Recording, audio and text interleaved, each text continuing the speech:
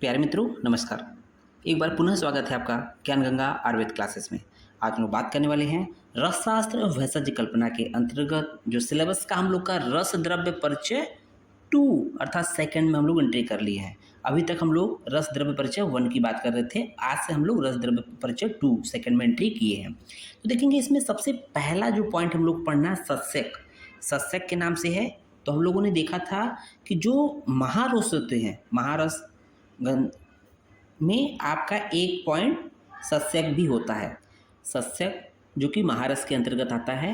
तो देखेंगे महारस में कौन कौन से द्रव्य होते हैं, अगर एक इन जनरल कहें तो अभ्र, वैक्रांत, माक्षिक, विमल, अद्रिज, सस्यकम, है ना। तो सस्यक 5वें नंबर पर आ रहा है। तो सस्यक को हम लोग तुत्थ भी बोलते हैं, तुत्थ या तुतिया बोलते हैं, या नीला थोथा। हम लोगों ने इंटरमीडिएट के क्लासेस में पढ़ा था नीला थोथा, क्योंकि ब्लू कलर का प्रेसिपिटेशन होता है। देखेंगे इसको हम लोग कॉपर सल्फेट या ब्लू विट्रियोल भी बोलते हैं। इसका केमिकल फार्मूला होता है CuSO4 into 7H2O, CuSO4 into 7H2O। तो वहाँ पर देखेंगे अब ये महारस का वर्ग है, ठीक है ना। पर्याय की बात कर लेते हैं जो कि सिलेबस के पॉइंट है। देखेंगे तुत्थ कॉमन नेम है, तुत्थक इजली है, तुत्थ अंजन इसी का पर्याय है। सस्यक इजली है, ताम्रगर्भ इम्पॉर्टेंट है बच्चों, मयूरक इम्पॉर्टेंट है, सीखी ग्रीव, सीखी मतलब शिखर, ये मोर का पर्याय है सीखी, ओके। मयूर तुत्थक ये भी इम्पॉर्टेंट है, अमृता संग ये भी इम्पॉर्टेंट है। जितने भी हम लोगों ने गोला कर दिया है वो ज़्यादा इंपॉर्टेंट है, बाकी तो तुत्थ, तुत्थक, तुत्थांजन, सस्यक कॉमन है, पर्याय है। उसको देखेंगे मिनरलॉजिकल आइडेंटिफिकेशन की बात कर लेते हैं। तो इसका नेचर कैसा होता है, कॉपर सल्फेट इंटू 7H2O का, तो ये होता है क्रिस्टलाइन लंप फॉर्म में होता है। कलर की बात कर लेंगे तो बर्लिन या स्काई ब्लू होता है। स्ट्रिक इसका कैसा होता है, कलरलेस होता है। क्लीवेज बहुत पुअर होता है। फ्रैक्चर कॉन्क्वाइडल होता है। लस्टर कैसा होता है, विट्रस होता है। और टिनेसिटी कैसी होती है, ब्राइटल, बिल्कुल चूर चूर हो जाएगा, है ना। ट्रांसपेरेंसी ट्रांसलूसेंट होता है दिखने में। हार्डनेस क्या होता है, 2 से 2.5 होता है। और स्पेसिफिक ग्रेविटी 2.1, 2 से 2.3 होता है। सेकंड पर नेक्स्ट पॉइंट पेज पे देख रहे हैं प्राप्ति स्थान। प्राप्ति स्थान देखेंगे भारत में तुत्थ की प्राकृतिक प्राप्ति जो है, नेचुरल जो ओरिजिन होती है, नेचुरल जो प्राप्ति होती है सामान्य रूप से नहीं होती है। तो ये बहुत कम मात्रा में जो है, इन जनरल तो नहीं पाया जाता, लेकिन बहुत कम मात्रा में मध्य प्रदेश, राजस्थान, झारखंड के खानों से प्राप्त होता है, इसके माइन से प्राप्त होता है। अगर आयुर्वेदिक योगों में जो आयुर्वेदिक कंपाउंड होते हैं तुत्थ के, में प्रयुक्त तुत्थ या सस्यक की बात करें, एक रसायन के रूप में प्रयुक्त हुआ है, ओके। अब देखेंगे रस ग्रंथ अनुसार इसकी उत्पत्ति कैसे हुई है। जो हम लोग रसशास्त्र पढ़ते हैं ना, उसमें रस ग्रंथ है, उसके अनुसार जो है उत्पत्ति कैसे हुई है। तो उसमें रस रत्न समुच्चय के रेफरेंस देखेंगे। पित्वा हालाहलम वांतम पीता अमृत गरुतमता विशेषाम अमृत युक्तेन गिरो मरकते हवे तदवांतम ही घनीभूतम संजातम सस्यकम खलु। एक गरुड़ हम लोग जानते हैं, गरुड़ पक्षी होता है। उस गरुड़ पक्षी ने पहले अमृत पीकर, पहले क्या है, हलाहल मतलब एक पहले अमृत पी, गरुड़ पक्षी ने पहले अमृत पीकर विष का भी पान किया। हलाहल विष का एक पर्याय है, ठीक है ना।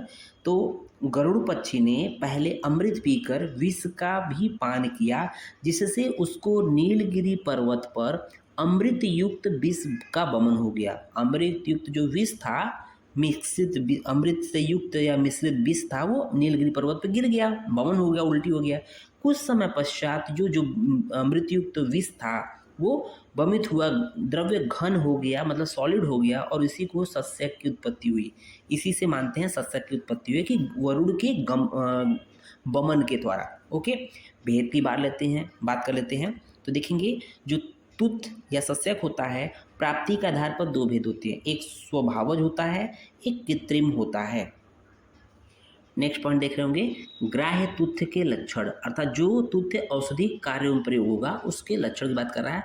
रस रस समुच्चय का रेफरेंस आप देख रहे होंगे यहाँ पर।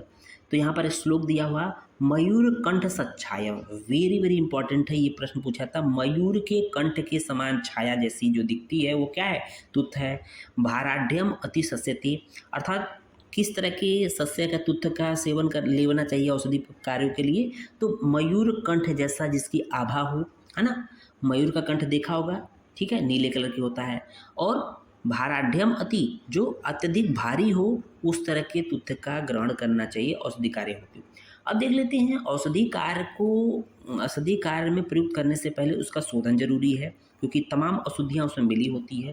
तो रेफरेंस देखेंगे, रसन समुच्चय का रेफरेंस आपके सामने है कि सस्य कम शुद्धिम प्राप्नोति रक्त वर्गेण भावितम, तो उसको रक्त वर्ग से सबसे पहले भावित करेंगे, भावना देंगे, ठीक है ना।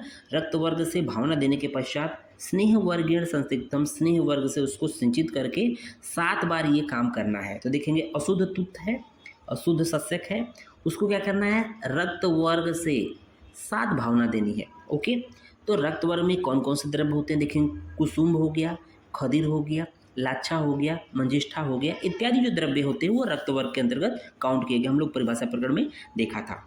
तो देखेंगे, और ये 7 भावना देने के पश्चात क्या करेंगे कि रक्त वर्ग की 7 भावना देंगे, रक्त वर्ग की देखेंगे, उसके पास स्नेह द्रव्यों से सिंचन करेंगे, और स्नेह द्रव्यों से सिंचन के पश्चात स्नेह द्रव्यों से उसको भिगोने के पश्चात वो शुद्ध रूप में शुद्ध तुत्थ की प्राप्ति होती है।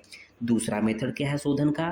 तो देखेंगे अशुद्ध तुत्थ को लेंगे, उसको क्या करेंगे? दोला यंत्र विधि से स्वेदन करेंगे। दोला यंत्र विधि से स्वेदन करेंगे तो स्वेदन में कौन सा द्रव लेंगे? तो देखेंगे गाय का, महिष का, गाय का, महिष मतलब भैंस का या बकरी के मूत्र के अंतर्गत स्वेदन करेंगे। और कितने समय तक करेंगे? 3 प्रहर तक स्वेदन करेंगे, जिससे कि शुद्ध तुत्थ की प्राप्ति होती है। तीसरा मेथड क्या है शोधन का? तीसरा तरीका कि अशुद्ध तुत्थ को अगर नींबू स्वरस की सिंपल 3 भावना दे दे, 3 बार उसको घोट दे नींबू स्वरस में, मर्दन कर दे, तो भी तुत्थ या सस्य शुद्ध हो जाता है। अब मारण की बात कर लेते हैं तुत्थ की। लकुच द्राव गंधाश्म टंकेड़ समन्वितम निरुद्धम मूसिका मध्य म्रियते ककुट पुटे। तो देख रहे होंगे कि शुद्ध, यहाँ पर 3 द्रव्य लेना है, वो भी समभाग में। देखेंगे शुद्ध तुत्थ जिसको शोधन किया गया है मारण करने के लिए, शुद्ध गंधक लेंगे, शुद्ध टंकड़, ये तीनों शुद्ध होनी चाहिए। कितने रेशियो होने चाहिए, कितने मात्रा में दिया हुआ है? समभाग। तुत्थ गंधक टंकड़ जो शुद्ध होना चाहिए और वो समभाग इक्वल अमाउंट में लेंगे। लेने के पश्चात उसको क्या करेंगे? मर्दन करेंगे खूब अच्छी से तरह से, तीनों को आपस में घोटेंगे, रगड़ेंगे। और किसकी उपस्थिति में रगड़ेंगे? लकुच स्वरस की उपस्थिति में उसको खूब घोटेंगे, मर्दन करेंगे। मर्दन करने के पश्चात मूसा में बंद कर लेंगे, जो मूसा होती है जिसमें टेम्परेचर देके बर्न करते हैं, जलाते हैं। तो मूसा बंद करने के बाद कुक्कुट पुट की अग्नि देने पर, 3 बार अग्नि देने पर कुक्कुट पुट की क्या होता है? तुत्थ भस्म के रूप में प्राप्त हो जाता है। मारण का मतलब होता है किसी भी द्रव्य को भस्म के रूप में कन्वर्ट करना अग्नि के माध्यम से। ओके, अब देखेंगे प्रोबेबल फिजियोकेमिकल रिएक्शन या प्रोबेबल केमिकल रिएक्शन क्या होता है ड्यूरिंग प्रोसेस। देखेंगे जो हम लोग का CuSO4 इंटू 5H2O, अर्थात यहाँ पर कॉपर सल्फेट के साथ जो पानी के मालिक्यूल है, वाटर मालिक्यूल, पेंटा फॉर्म में है। ध्यान दीजिएगा, हम लोगों ने थोड़ा सा एक मिस्टेक किया है, शुरुआत में 7H2O कह दिया है बट वो 5H2O है, ठीक है। CuSO4 इंटू 5H2O पेंटा फॉर्म में है। जब 100 डिग्री सेंटीग्रेड पर उसको हीट देंगे तो क्या होगा? इसमें से वाटर के 4 मालिक्यूल सेपरेट हो जाते हैं, तो ये मोनोहाइड्रेट में कन्वर्ट होता है। CuSO4 into H2O monohydrated copper sulphate में कन्वर्ट हो जाएगा और 4 मालिक्यूल सेपरेट हो गए। अब जब दोबारा जो है हीट देंगे, 230 डिग्री सेंटीग्रेड पर इसको हीट देंगे, तो क्या होगा? जो पानी का मालिक्यूल है बिल्कुल वो एनहाइड्रस हो जाएगा, मीन्स वो रिमूव हो जाएगा। CuSO4 H2O के रूप में रहेगा बट वो पानी उसका निकल जाएगा, एनहाइड्रस CuSO4 बोलेंगे।